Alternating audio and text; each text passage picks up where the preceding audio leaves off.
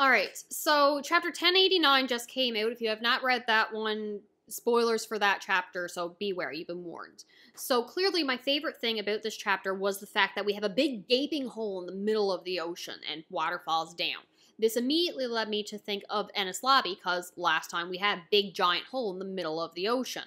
However, someone in the comment section had mentioned its similarities to Jaya in the fact that we had the City of Gold and everything, which was a perfect circle shot up into the air, though this was through the knockout stream. So what I'm wondering is the creation of these holes in some way connected underground to power, magnify, or amplify the knockout stream, which led to the part of the island going up in the air? I'm leaning towards yes.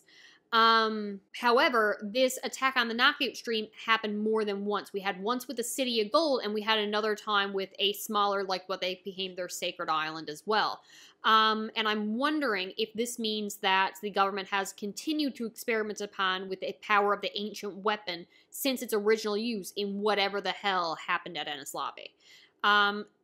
Side note's going to be that I do not think the attack here at Lucilia was as strong as whatever happened at Enies Lobby, just because it's hard to get like a one-by-one comparison for size-wise. However, the boat out front, and I don't know the perspective, I don't know how far away that boat is from the hole, but it kind of looks like it's smaller than before. So if so, I'm wondering if the power source in the Mother Flame that they're using to power supposedly the ancient weapon is as powerful as what was used during whatever created the hole at Enies Lobby.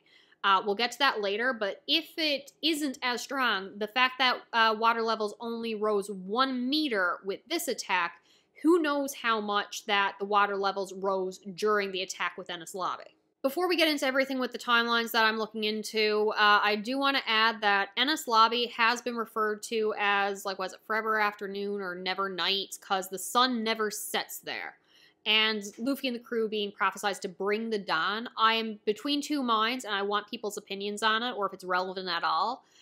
Does this mean that either Joy Boy probably brought the dawn, so hence the sun came up and it will never set on this area? Or does it mean the dawn needs to come, meaning night needs to fall and then someone go back to like a regular sun cycle? Don't know. Don't know if it's relevant, but it was mentioned, so I'm like, I want to know why Oda chose to never have the sun set if he had planned for the bringing of the dawn with Luffy and Joy Boy. So I'm interested with that. And this is when the tinfoil hat really comes on. So we have 900 years ago, we have the Void Century with an ancient kingdom that has since been wiped off the face of the earth. It's only proof that it exists in the poneglyphs, preserving its history. That was created in Wano. So sometime during that 900 years, Wano erected its borders, geography changed. They had to move up in elevation because they put up the mountains and the water collected, everything flooded. However, within that flood, they have an ancient weapon. They have the Pluton there. So I'm wondering who even had, like, the ancient weapons, who created them, who was in control of them during this war? Because if the Void Century people had those weapons, then presumably they would have used them against their great enemy, who we presume became the world government. So why did they lose? I can only assume the world government either stole it or they were the people who created the ancient weapons.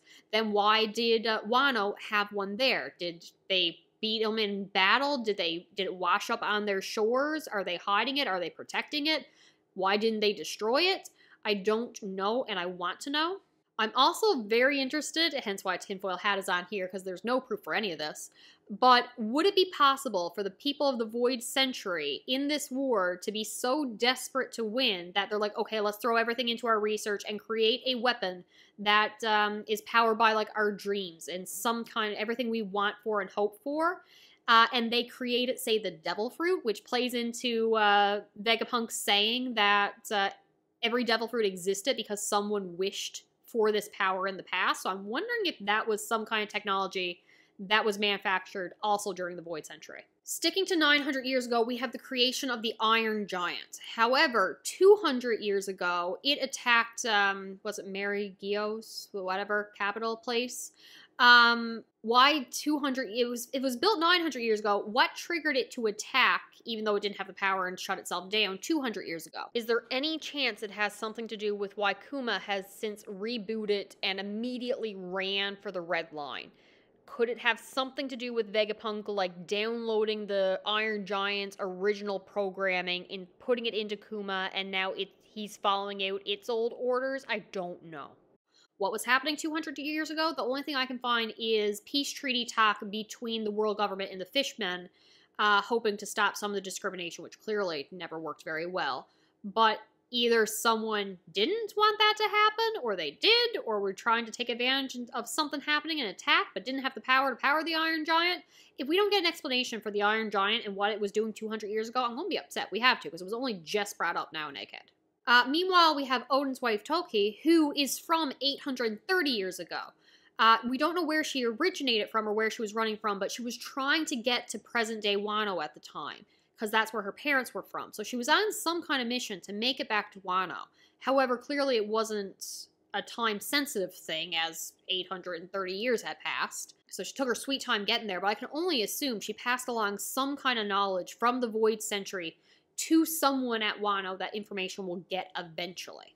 So then we have 800 years ago, which was when the City of Gold was shot up into the sky, into Sky Island. So I'm assuming 800 years ago is around the time that the hole was created for Enies Lobby, and whatever happened there. So we're probably slightly going outside the Void Century, but still at the tail end of it. And if waters rose during this time, I'm assuming that's what caused Long Ring Long Land, all the islands, so there's 10 of them, to be flooded. I'm assuming they are connected, that you can walk around at low tide. So maybe the event 800 years ago is what flooded them to begin with. Also, fun fact, the bridge that Robin was sent to after their fight with Kuma was started construction on 700 years ago around this time, so I wonder if they were trying to connect two places. I'm very invested in this bridge, okay? I want to know why they were building it, or if it was just on the whims of a celestial dragon for no reason whatsoever.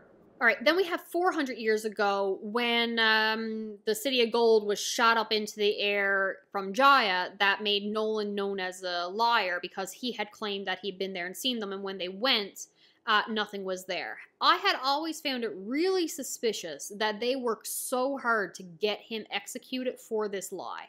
Now, it's played off as the king had just wanted gold and he'd been made a fool of, so he had him executed. But, like, to put people on stand and be like, oh, I was totally there, I was on this boat with him, we never went there, it never happened, while his real crew was like, no, I've never seen this crewmate before, he wasn't with us when we got there. Like, to plant people to claim he was lying, I really feel like the world government was involved somehow and is trying to persuade the public not to go looking for the City of Gold, but more likely they know one of the poneglyphs are there and trying to hide that information. So if this happened 400 years ago, what if the government was actually the cause of it and doing some kind of experimentation with the power source and doing something? It wasn't strong enough to send an entire huge chunk up, but it led to a hole somewhere in the ocean which fed into the knock-up stream to cause Jaya to go up even more. I'm really interested in what the world government was doing 400 years ago. Nothing I can find about this time frame. However, I'm kind of leaning towards stuff with Enel's Great Space Adventure, maybe having started during this time. So in the cover stories, Enel, when he loses on Skypiea, he goes to the moon, where he finds this little robot thing that he powers up. And it turns out there's another army, there are space pirates, a whole thing going on, with an ancient civilization that originated from the people of Sky Island, probably back when they were still on land. And we learn about this scientist who had originated from, I'm not going to pronounce it right, so Vegapunk's home island. And he built these little things, little robots, and then they had gone up to the moon after their creator's death. And we see these old stone carvings and everything, and it really looks like it could possibly be an ancient weapon. So this is either maybe from 400 years ago, maybe from 800 years ago, more likely 800 years ago, because during the time of the Void Century, that has been since shot to the moon. Raising to say that it's also possible that the people originated on the moon and then left when they ran out of resources to go to Jaya, who were then shot to Sky Island. The Uranus gotta be up there. So when is that coming down? When is that information going to play into the main story? Enel gotta come back. He's got to. And the fact that the scientists who create the little robots that are up there on the moon originated from a different island that was known as like Future Island, and now we're on Egghead, there's gotta be some relation. So in summary, my thought is the attacks with the ancient weapons that left those big gaping holes in the ocean. So the water that is missing from that area has been displaced, spread across the rest of the ocean, causing water's levels to rise. Some of the water that flew in originally, or the pressure that created that weapon, as well as the water flowing in, falls into some underground network which feeds into the knock-up stream somewhere, causing other elements to go up in the sky. Which means we're probably going to have something shot up recently. There was something shot up 800 and 400 years ago, both connected to Jaya. Then we have the stuff going on with Jaya related to stuff going up on the moon. And I'm just very interested in how Oda's tying all this together.